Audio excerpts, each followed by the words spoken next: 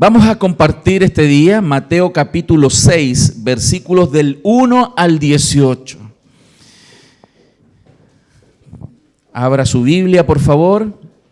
Voy a leer la versión Reina Valera, del verso 1 al 18. Ya estamos bien avanzados en este Sermón del Monte y quiero que usted pueda ver la riqueza que hay en este texto hoy día y que Dios nos dé la gracia, como orábamos recién, para poder exponerla.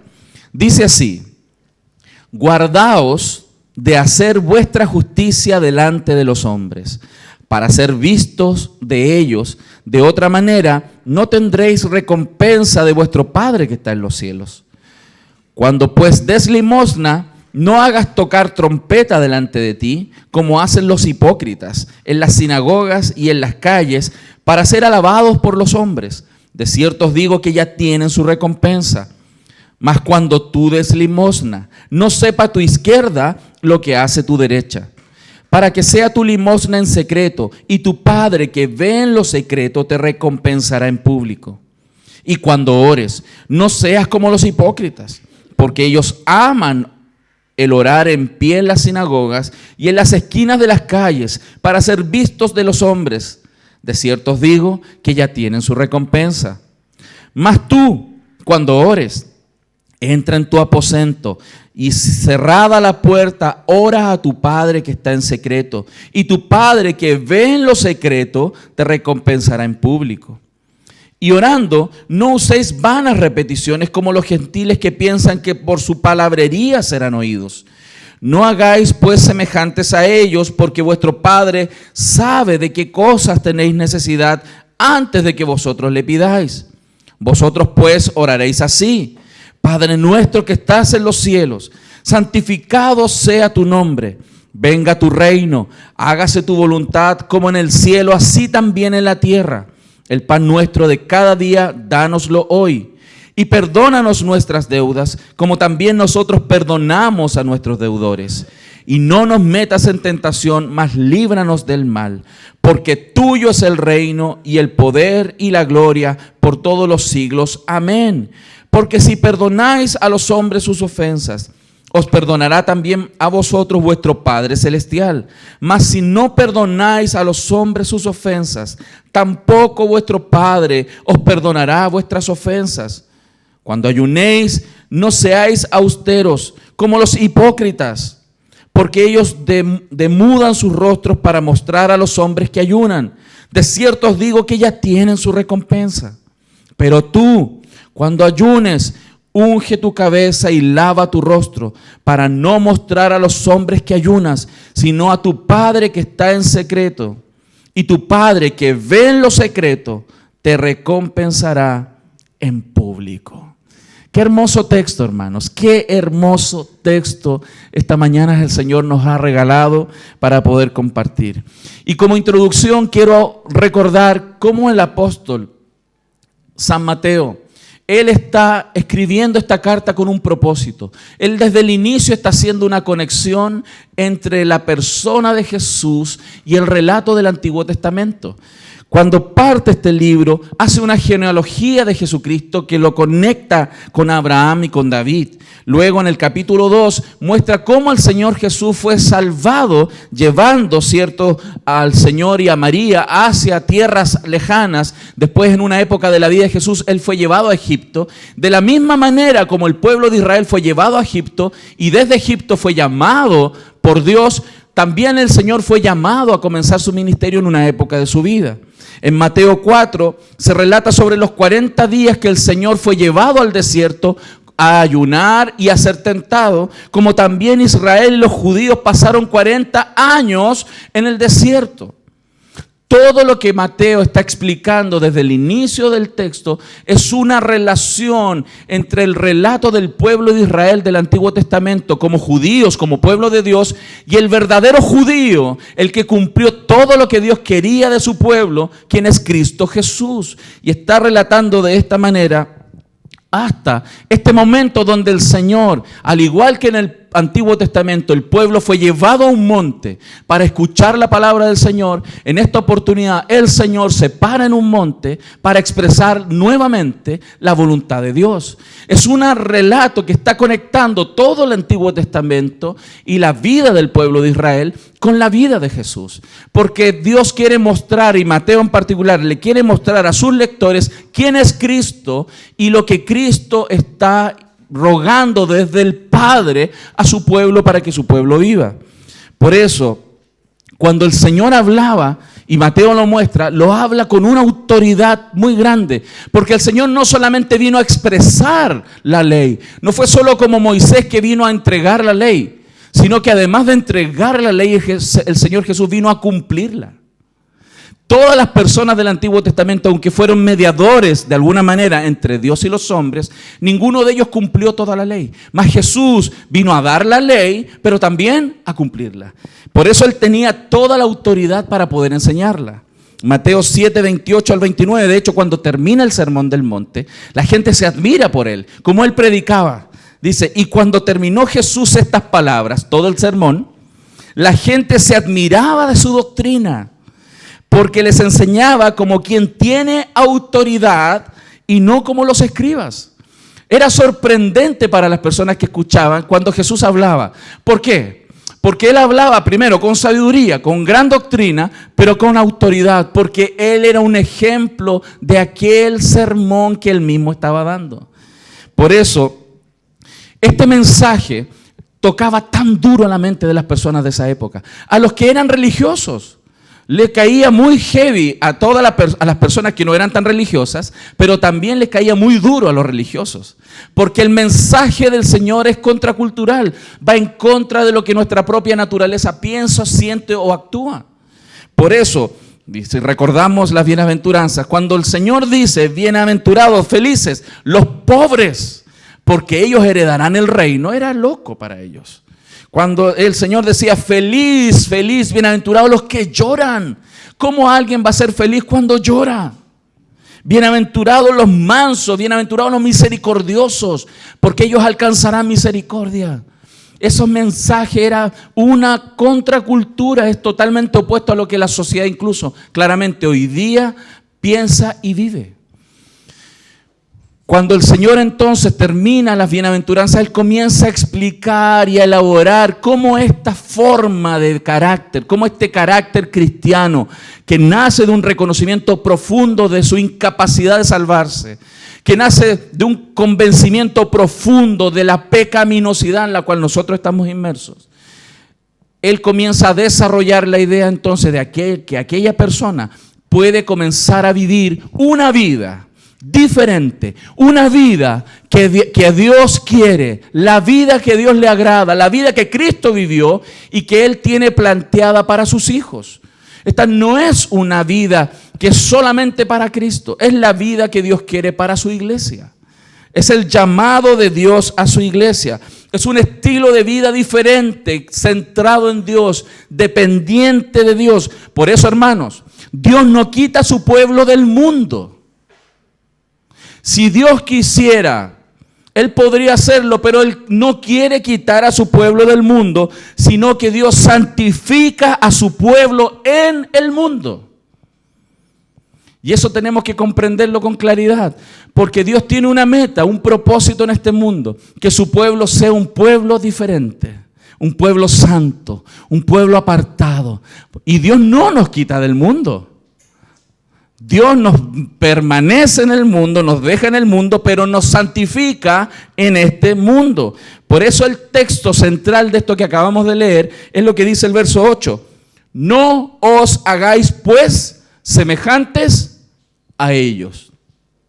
Ahí hay algo central. Lo que el Señor está diciendo a su pueblo en este mensaje como eje central es que hay algo que debe notarse. Él no quiere que seamos semejantes a los demás. No significa claramente, necesariamente, de que tengamos que andar con un terno y una corbata y una gran bibliota gigante, aunque podríamos hacerlo. Eso no tiene nada de malo. Pero eso no es solo lo que Dios quiere que nos distinga. No es solo una apariencia externa lo que Dios quiere que nos distinga. Lo que Dios quiere que nos distinga es un corazón diferente, un corazón renovado, un corazón que nace desde las bienaventuranzas. Un corazón que no puede vivir la vida cristiana si no nace desde las bienaventuranzas, si no nace desde considerarse pobre de espíritu, que no puede vivir esta vida si no llora por sus propios pecados, si nuestros pecados no son un peso para nosotros, si nuestra maldad no es una realidad que es consciente y que nos causa dolor porque ofendemos a aquel que nos amó primero, no puede vivir la vida cristiana al nivel y lo que Dios está pidiendo de nosotros. Por eso, lo que el Señor le está diciendo en estos pasajes, en estos que acabamos de leer, es que Dios está esperando algo mucho más glorioso en nuestras vidas. Dios está intercediendo, Dios está obrando por nosotros, en nosotros, para que nuestra vida glorifique al Dios de los cielos y no a los hombres. Si ustedes se dan cuenta, lo que aquí se está planteando en estos textos como idea central es que no seamos igual que los demás, pero ¿en qué sentido? Porque aquí habló de tres cosas importantes. Habló, ¿cierto?, de ayuno, habló de limosna y habló de oración. Tres cosas que son propias de la vida religiosa. La vida religiosa, y en muchas religiones, contiene estos tres elementos. En el judaísmo en particular, por supuesto que eso estaba. Los judíos sabían claramente que estaba muy bien dar limosna, estaba muy bien orar y ayunar.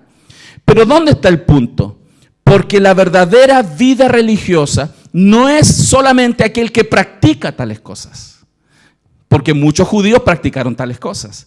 Lo que el Señor está planteando aquí, que hay algo más grande que esto, que es practicar la ley pero con la intención correcta. Y en este aspecto, estas tres áreas son las que vamos a analizar hoy día, que tiene que ver entonces con la idea central. El verso 1 dice: guardaos de hacer vuestra justicia delante de los hombres para ser vistos por ellos. De otra manera no tendréis recompensa de vuestro Padre que está en los cielos. Lo dice, si ustedes ven el texto, el verso 2, cuando des limosna. Verso 5, cuando ores. Verso 16, cuando ayunes. Entonces vuelvo a decir, el Señor no está criticando el hacerlo, porque lo dice el mismo texto. Cuando lo estés haciendo, cuando estés dando limosna, cuando estés orando, cuando estés ayunando, cuidado. Hay que poner atención en algo. No es el problema de dar, de ayunar o de orar, sino más bien es la motivación errada con la cual podemos estar haciendo estas cosas. De hecho, Mateo, hermanos, de los evangelios y más bien de toda la Biblia, es el autor que más utiliza la palabra hipócrita. Si ustedes miran Mateo, se van a dar cuenta que Mateo utiliza esa palabra muchas veces, más que cualquiera en la Biblia. La palabra hipócrita. ¿Qué significa hipócrita? Viene de la idea griega, del teatro griego. Los que son actores y han estudiado esto, y bueno, en el colegio también nos pasaron eso, ¿no? La palabra hipócrita hacía referencia a aquellos actores que se ponían una máscara. La hipocresía es ponerse una máscara para mostrar algo, actuar algo que no tenemos por dentro. La persona de atrás no tiene por qué ser lo que la máscara está mostrando. Y la palabra hipócrita, Mateo la usa, no recuerdo cuántas veces, pero por lo menos 20 veces durante todo el libro. Porque es una tendencia de los religiosos vivir una vida de hipocresía. Y eso es lo que el Señor está tratando de desnudar en los actos de dar limosna, de orar y de ayunar. Por lo tanto, la hipocresía, hermanos, es lo que Dios quiere tratar, porque la hipocresía distorsiona el propósito por el cual Dios viene a nuestras vidas. Hay un caso, se los quiero referenciar, en Hechos capítulo 5, para que usted lo anote y lo estudie en casa, el caso de Ananías y Zafira. Porque la hipocresía no solamente se muestra en actos directamente contrarios a la palabra de Dios. En el caso de Ananías y Zafira, ellos vendieron sus propiedades. Y ellos dijeron que ellos iban a vender su propiedad, iban a ofrendar todo eso para la obra del Señor, lo cual es muy loable, ¿no? O sea, cualquiera que dijera aquella cosa, pastor, vamos a vender tal cosa y lo vamos a ofrendar para que hagamos tal cosa para el Señor. Gloria a Dios, uno le puede decir, tremendo hermano, súper bien, te felicitamos. El problema de Ananías y Zafira es que no lo hicieron. Le sacaron una tajada a la cantidad y se la dejaron por dentro. Pero era de ellos, sí, pero es que ellos dijeron que lo iban a hacer. Ellos querían demostrar algo que no era realmente lo que ellos hicieron. Ese es un tipo de hipocresía. Pero ¿qué pasaría si efectivamente ellos dieran todo lo que tenían pensado dar? ¿Dónde pudiese estar el problema? En que ellos estuvieran parándose delante de todos, pavoneándose por aquello que están haciendo. Eso también es hipocresía. Jesús habla no solo de los que engañan no dando ofrendas, sino también de los que dan para ser vistos. Y esos son dos aspectos de la hipocresía que el Señor quiere tratar. Por eso Jesús advierte en todos los textos que acabamos de leer, en todas estas tres ideas principales, que quien quiera el reconocimiento de los hombres, solo tendrá el reconocimiento de los hombres. No olvide, quien quiera el reconocimiento de los hombres, solo tendrá el reconocimiento de los hombres. Y lo dice el texto 1, de otra manera no tendréis recompensa de vuestro Padre que está en los cielos. Verso 2, de cierto os digo que ya tienen su recompensa, ya se la dieron los hombres. Verso 5, de cierto os digo que ya tienen su recompensa. Verso 16, de cierto os digo que ya tienen su recompensa. Por eso el Señor vuelve aquí a esta idea de que hay que tener cuidado de cómo y por qué hacemos las cosas. Y en particular en estas obras que son prácticas religiosas y buenas prácticas. ¿Es malo dar limosna? No. ¿Es malo orar? No. ¿Es malo ayunar? No. Mas Dios nos alerta. ¿Por qué? Porque podemos estar haciendo estas cosas con una motivación equivocada. Aquí hay una aparente paradoja. ¿Por qué? Porque en Mateo 5:16 el sermón dice que instruye de que nuestras buenas obras deben ser vistas por los hombres, ¿cierto? Que tenemos que ser sal y tenemos que ser luz del mundo. Por lo tanto, el ser luz del mundo significa que nuestras buenas obras deben ser comunicadas. Pero acá pareciera todo lo inverso. Dice, hey, no lo comuniquen. ¿Por qué? Porque puede estar mal. El problema no es paradoja en realidad. Esto no es una paradoja. Porque claramente el testimonio y la humildad pueden ir juntas. Y esto es muy importante que los creyentes lo sepamos. Que el testimonio y la humildad pueden caminar juntas. Y tenemos que reflexionar al respecto. Nuestro corazón debe ser abierto y mostrado.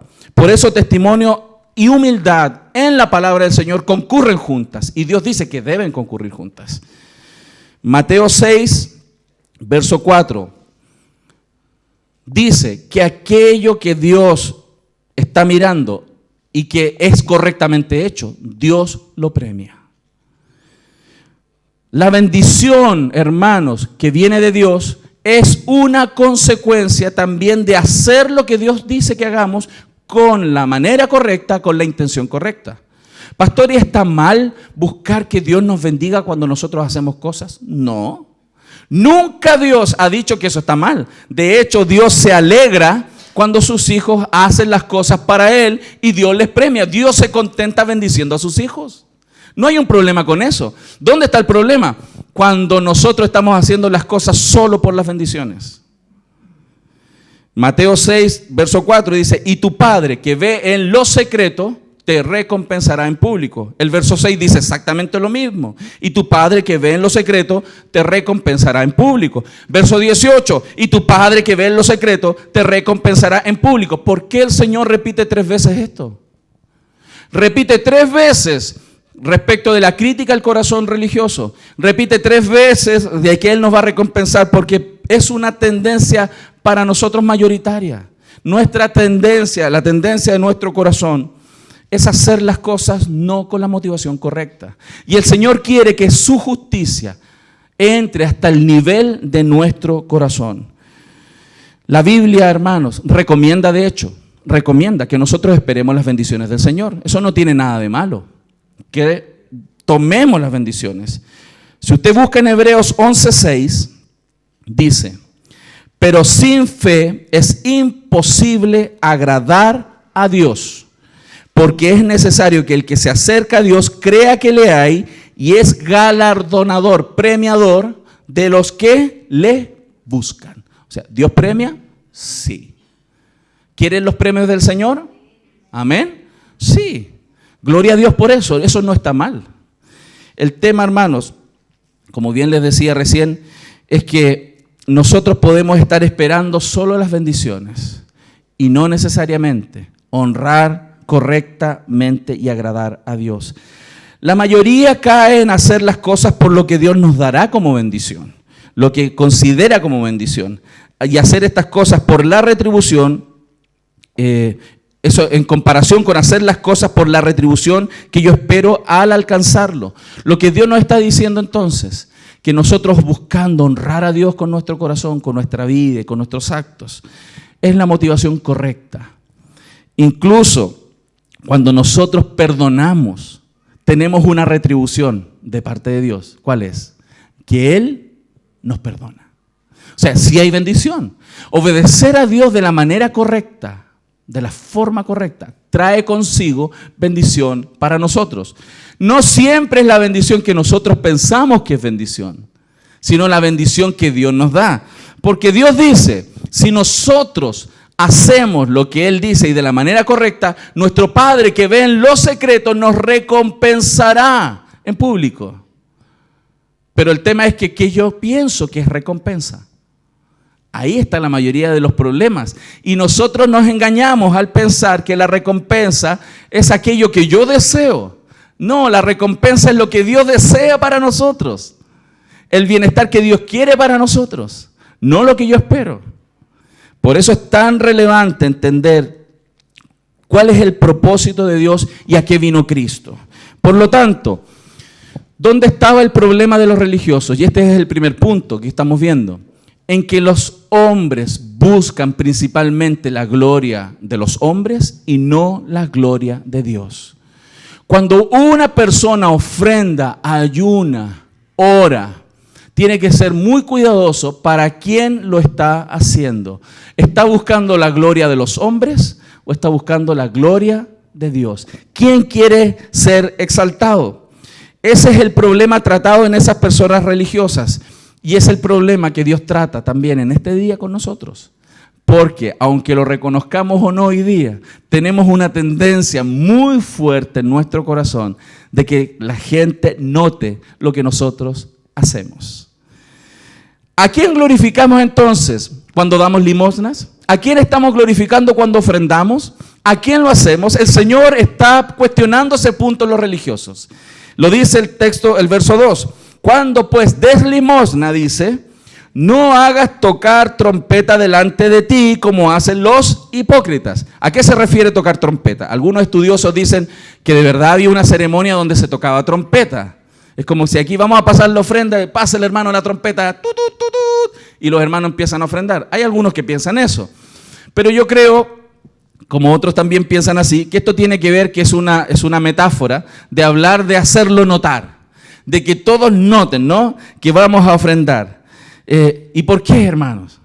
Porque tenemos la tendencia a estar pendientes, preocupados de lo que los demás piensan. ¿No le ha pasado que cuando viene la ofrenda o tiene que dar algo, usted lo hace así? ¿Por qué no lo hace con libertad? ¿Por qué no ponemos, no lo vamos a hacer, pero por qué no ponemos una mesa y todos ofrendamos aquí a la vista de todos? Y todos ven cuánto ofrenda el otro. Claramente no lo vamos a hacer. ¿Por qué? Porque hay una tendencia, hay una especie de pudor pecaminoso en nosotros, que estamos muy preocupados de lo que los demás piensan. Y es un problema en todos nosotros. ¿No te has pillado, hermano? ¿No te has pillado que frente a las demás personas no actúas de la manera como cuando lo haces a solas? Cuando hay otras personas observando, nosotros restringimos nuestros comportamientos, regulamos nuestros comportamientos. ¿Por qué? Porque estamos más preocupados de lo que los demás piensan. Muchas personas en el culto no levantan las manos. Yo puedo respetar que algunos no alaben, no canten, no aplaudan, pero muchos lo hacen solamente porque están más preocupados de lo que los demás piensan que lo que Dios piensa. Algunos encubren eso con timidez, pero ese es un problema. El Señor dice, cómo nosotros debemos alabarle, pero nuestro temor de agradar a los hombres antes que a Dios restringe nuestras manifestaciones. Eso es lo que el Señor está criticando aquí. El Señor está criticando que nosotros tenemos una preocupación, y en el caso de las ofrendas, hermanos, Él hace una excelente analogía. Una excelente analogía. Él dice que tu mano derecha no sepa lo que tu mano izquierda no va a hacer. Hermano, ¿eso se puede hacer? No, pues siempre nuestra mano derecha sabe lo que nuestra mano izquierda está porque está conectada al mismo cerebro. Pero ¿qué quiere decir el Señor? ¿Qué es lo que está diciendo el Señor con esta analogía? Es hacernos entender de que nuestra motivación puede ser pecaminosa al dar. Podemos estar dando para que los demás lo vean, para que los demás aprueben lo que yo estoy haciendo. Es más, el Señor entonces no está prohibiendo el dar públicamente. Esto quiero que lo entienda bien. El Señor no está prohibiendo dar públicamente. El Señor Jesús todo su ministerio lo hizo público. Todo su ministerio. Él daba, Él multiplicaba los panes. Alguien podría decir, oh, qué orgulloso. El Señor dice que hay que hacerlo en secreto. Dele a los 5,000 en secreto. No, se fija. El Señor no está cuestionando el hacerlo público. El Señor está cuestionando qué es lo que perseguimos cuando lo mostramos. Cuando estamos más pendientes de lo que los demás van a decir de nosotros, van a pensar de nosotros cuando ofrendamos. O cuando damos limosna o no damos limosna. Y es muy claro cómo nuestro corazón, y cada uno de nosotros debe examinar su corazón, cómo la tendencia está aquí. Estamos más preocupados mientras lo damos de lo que los demás, las personas que tenemos en nuestro entorno están mirando y observando, que como Dios está viendo. Y es una tendencia pecaminosa. Por eso, la preocupación no es tanto, en este texto, de escondernos de las demás personas, sino escondernos de nosotros mismos. Aquí el énfasis está ahí, que tenemos que tener cuidado de nosotros, no de los demás. Tenemos que tener más atención cómo piensa y actúa nuestro corazón, que lo que las demás personas puedan mirar de nosotros, mientras ofrendamos. Aquí es donde la tendencia del calcular incluso lo que damos, también es un tema, hermanos. Hay personas que llevan registro de todo lo que dan. No estoy diciendo que hay que ser desordenado, pero muchas veces el llevar registro de todo lo que dan les hace después mirar eso con orgullo, porque nuestro corazón es muy pecaminoso y no nos deja dar con liberalidad, que es un don del Señor para los creyentes, dar con libertad, no pensando en los demás, sino pensando en honrar al Señor de los cielos, incluso mientras damos. Por eso, hermanos, aquí lo que hace es estar atento a que nosotros podemos estar tratando de estar conformes con nosotros mismos y no estar conformes porque estamos honrando a nuestro Señor. El otro ejemplo es a quién glorificamos cuando oramos, hermanos. Cuando oramos. Verso 5, ¿lo tiene ahí frente a usted? Dice, y cuando ores, no seas como los hipócritas. Vuelve a repetir la palabra hipócrita. Porque ellos aman el orar en pie en las sinagogas y en las esquinas de las calles para ser vistos de los hombres. De cierto os digo que ya tienen su recompensa. Nuevamente, hace referencia sobre la exposición pública. Y como ya hemos dicho, hermanos, el Señor aquí no está cuestionando la oración pública, sino la oración que busca tener público. El Señor no cuestiona la oración pública, sino que cuestiona la oración que busca tener público. Aquella oración es la que el Señor viene y condena. Hay personas que oran y mientras oran le están tirando a las personas que tienen al lado. Así oraban los fariseos. Señor, revélate a estos impíos pecadores. Le faltó apuntar con el dedo mientras oraba, hermano. Hay personas que oran consigo mismos, no con Dios. Y la Biblia lo dice. Cuando oran y se levantan, empiezan a orar y a orar consigo mismos. Y a estar atentos de cómo expresan su propia oración. De qué palabras están usando y si lo están haciendo bien. No están preocupados si Dios les está escuchando o no. El Señor quiere que reflexionemos sobre las intenciones de nuestro corazón. El orador ostentoso de este relato, como el tímido también, es un tema que el Señor quiere tratar. Hay personas que dicen, no, pastor, yo no puedo orar en público. Son tan pecadores como los otros. ¿Por qué? Y lo voy a explicar. El que ora consigo mismo para que los demás lo escuchen, ¿en quién está centrada su oración? En el público. El que es tímido y no ora frente a los demás y dice, no, pastor, yo no sé, no. ¿En quién está centrado? En el mismo público. Le preocupa lo que los demás piensen, no lo que Dios piense. Si alguien te pide orar y dice, no puedo, por timidez, está más preocupado de lo que los demás piensan que lo que Dios piensa. Es el mismo tipo de pecado en el corazón frente a la realidad de orar. Porque Dios dice que oremos en público. Sí, orad unos por otros, orad en la congregación. Tenemos que orar públicamente. Las personas debiesen ver que los creyentes oran. Si el problema no es orar o no en público, el problema es quién es el centro de atención en nuestra oración. ¿A quién oramos? ¿Oramos para las personas o oramos para el Señor? Ese es el punto que el Señor está atacando. Por eso es una manera hipócrita de orar. Nuestro público en la oración siempre debe ser nuestro Señor. Esa es la atención. La atención. Cuando uno le pregunta a las personas tímidas, ¿por qué no oran? ¿Saben cuál es la respuesta? Repetitiva. Es que yo no sé orar y las personas van a darse cuenta que yo no sé orar. Están más preocupadas del público. A Dios no le importa.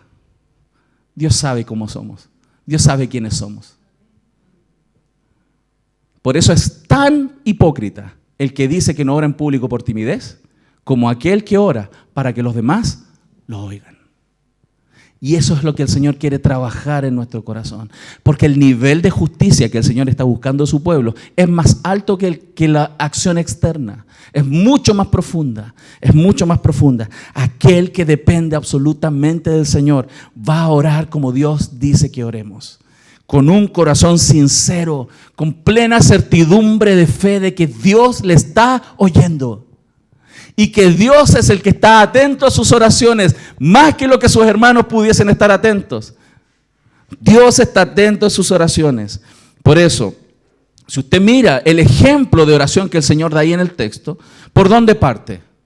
Honrando al Dios de los cielos. Padre nuestro que estás en los cielos, santificado sea tu nombre, venga tu reino. O sea, poniendo al Señor en el primer lugar. Y en segundo lugar, ¿qué? Danos el pan de cada día, perdónanos nuestras deudas, no nos metas en tentación. El orden correcto es dar gloria a Dios desde el corazón. Hay personas que invierten esto, que lo invierten. Primero sus propias glorias y luego las supuestas necesidades de Dios. El que tiene problemas y busca oración en público y los demás lo oigan, su gloria está primero antes que la de Dios. Y otras veces hay personas incluso que dicen como que Dios necesita nuestra oración para hacer algo. O sea, primero la gloria de los hombres y después las necesidades de Dios. Dios no necesita de nuestras oraciones. Nosotros necesitamos orar. Dios no necesita de nuestras oraciones para obrar. Él puede obrar, estén o no nuestras oraciones. Mas nosotros necesitamos orar. Mas nosotros necesitamos orar. Por eso, quien ora con la intención de ser oídos por otros, busca su propia gloria. Y nosotros necesitamos hoy día reconocer y meditar cuando oramos dónde está puesto nuestro corazón. Ahí está atacando el Señor. Por eso, el Señor le dice a todos sus hijos, y le dijo ahí, hijos, yo no quiero que ustedes sean semejantes a ellos. ¿Cómo eran ellos? Oraban para ellos. Oraban para ser vistos, daban para ser vistos, hacían las cosas para ser reconocidos, buscaban su gloria. Y tercero, y el tercer punto que el Señor toca aquí, ¿a quién glorificamos al ayunar? ¿Está bien ayunar? Sí, dice así. Cuando ayunes, quiere decir que el ayuno es una práctica piadosa. No seáis austeros como los hipócritas. Bueno, nuevamente, ¿se puede ayunar hipócritamente? Sí, lo vamos a ver.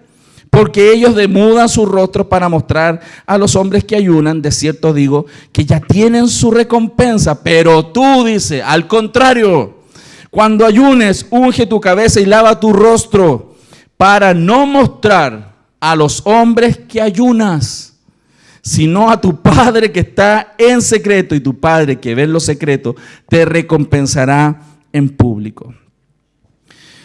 La manera más corrupta también de hacer esto es mostrar que ayunamos. ¿Sabías tú que en el Antiguo Testamento se pedía por ley que se ayunara solo una vez al año? Una vez al año. ¿Saben cuándo el pueblo de Israel ayunaba? Para el Yom Kippur, para la fiesta, Yom Kippur. Y era la práctica común. ¿Pero qué pasó? Los fariseos tergiversaron esto y comenzaron a hacer del ayuno una práctica común. Tanto así que el Señor toca y confronta esto en la parábola del fariseo y los publicanos. El fariseo lo hacía 2 veces por semana para mostrar su piedad. Incluso los discípulos de Juan criticaron a los discípulos del Señor porque no ayunaban. Y eso está en Mateo 9, 14 al 15. Dice así: entonces vinieron a él los discípulos de Juan diciendo: ¿por qué nosotros y los fariseos ayunamos muchas veces y tus discípulos no ayunan? ¿Los discípulos del Señor ayunaban? No lo hacían. ¿Qué responde Jesús? Porque no respondieron los discípulos, respondió Jesús. ¿Acaso pueden los que están de bodas tener luto entre tanto que el esposo está con ellos? Pero vendrán días cuando el esposo les será quitado y entonces ayunarán. ¿Por qué motivo? Porque el Señor le está diciendo que el ayuno es ocasional y el ayuno generalmente está por situaciones especiales, muy especiales. Hay tiempos donde se requiere. ¿Cuáles son los tiempos que la Biblia muestra que se requieren? Tiempos de angustia. En tiempos donde personalmente tienes aflicción, cuando hay calamidad, cuando de verdad hay una necesidad espiritual en el alma. Esto no tiene que ver con disciplina bíblica. Nunca la Biblia lo habla como disciplina bíblica. Esto se refiere a momentos donde hay una profunda necesidad espiritual. Cuando se requiere. Esto no tiene que ver con la dieta, aunque debemos hacer dieta y cuidarnos. Esto y el ayuno tiene que ver justamente con esta intención de buscar al Señor. Pero los fariseos lo pusieron de manera contraria. Los fariseos lo pusieron de manera religiosa. ¿Cómo? Para ser vistos por otros. Mudaban incluso su apariencia. O sea, una persona que ayuna, ¿cómo se nota una persona que ayuna? Anda con cara de debilucho. ¿Qué estás haciendo, hermano? Estoy ayunando. Eso hacían ellos. Y mostraban como que estaban en ayuno para ser glorificados. Hermanos, el ayuno tiene un propósito espiritual y generalmente, más bien siempre, está conectado con la oración. El ayuno está conectado directamente con la oración porque no es disciplina para el cuerpo, es un tratamiento para el alma. Hermanos, Esdras y Nehemías ayunaron porque estaban afligidos y arrepentidos. Los ninivitas, cuando fueron proclamados por el Evangelio a través de Jonás, proclamaron ayuno para todos. ¿Por qué? Porque estaban arrepentidos. Daniel lo hace cuando lee del profeta y confiesa su pecado también delante del Señor. Saulo, después que el Señor se le aparece, también dejó de comer por 3 días ayunando porque estaba arrepentido por cómo había sido en su vida anterior. Por eso el ayuno era asociado a la confesión de pecado y al arrepentimiento. También, hermanos, está asociado a tiempos de súplica por alguna bendición especial. Que Dios nos libre, que Dios nos dirija, que Dios ayude a nuestra vida a enfrentar una situación difícil. Ejemplo, David ayunó cuando su hijo iba a morir. Josafat lo hizo cuando sus enemigos lo tenían rodeados y tenía miedo. Esther ayunó cuando iba a estar frente al rey para interceder por el pueblo de Dios. La iglesia de Antioquía ayunó a la hora de enviar misioneros a Saulo y a Bernabé. ¿Qué estoy diciendo, hermanos? Que el ayuno no es una práctica ascética para que Dios haga lo que yo le estoy pidiendo. Hay personas que usan el ayuno para que Dios haga lo que yo estoy pidiendo. ¿Sabe lo que es el ayuno, hermano? El ayuno es una manifestación clara a Dios de estar yo profundamente necesitado de Él. es poner, hermanos, preparar nuestro cuerpo y ponerlo en sintonía para que nuestra alma clame la profunda necesidad que tiene. Es perder aquella fuerza de nuestro cuerpo, que se ponga en sintonía nuestro cuerpo como está nuestra alma. Si nuestra alma está debilitada, nuestro cuerpo se pone en debilidad y en ese momento clamamos en oración al Señor, porque reconocemos que todo nuestro ser necesita de Dios. Eso es ayuno. No es para pagar una manda, no es para doblegar la voluntad de Dios. Hay gente que ayuna para que Dios haga lo que ellos quieren. No. Para eso nunca en la Biblia ha sido el ayuno. Por eso, hermanos, en conclusión, el Señor no quiere una religión que esté centrada en ser visibles. El Señor no quiere que usted esté pendiente de lo que los demás piensan. Aunque alguno pudiera decir, pastor, eso es lo que yo hago. No estoy ni ahí con lo que los demás piensen. No me importa lo que los demás digan. Debiera importarte. Si tu centro es Dios, con la intención correcta, también estás preocupado de ser un testimonio adecuado para los demás. Y quien se centra en Dios con humildad va muchas veces a ceder su propia comodidad en favor de los demás. Y lo dice Romanos 14. Tenemos que abrazar a los débiles en la fe. Y hay personas que tenemos que respetar sin que eso transgreda la ley de Dios. Gracias. En favor de que las personas busquen y honren al Señor. Por eso, el Señor siempre, si ustedes se dan cuenta, el Señor tenía la actitud correcta. Él tendía a esconderse, a buscar a Dios, a tener comunión con su Padre. Pero ¿qué pasaba? Que cuando Él buscaba meterse con el Señor, la gente lo seguía. Él no andaba buscando mostrarse, la gente lo seguía. Por lo tanto, aquel que busca hacer las cosas de manera correcta va a terminar mostrando su vida de todas maneras. Porque ninguno de nosotros vive en un claustro. El que busca vivir con humildad, sí o sí va a mostrar el fruto de aquella humildad a los demás, porque somos personas visibles. Hermanos, no teman a los hombres, teman al Señor. Ese es el mejor ejemplo que nos dejó el Señor.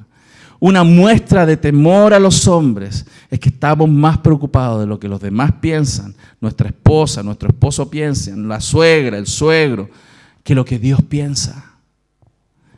Y ese es el centro de la adoración. ¿Es la gloria de los hombres o es la gloria de Dios por la cual luchamos cada día?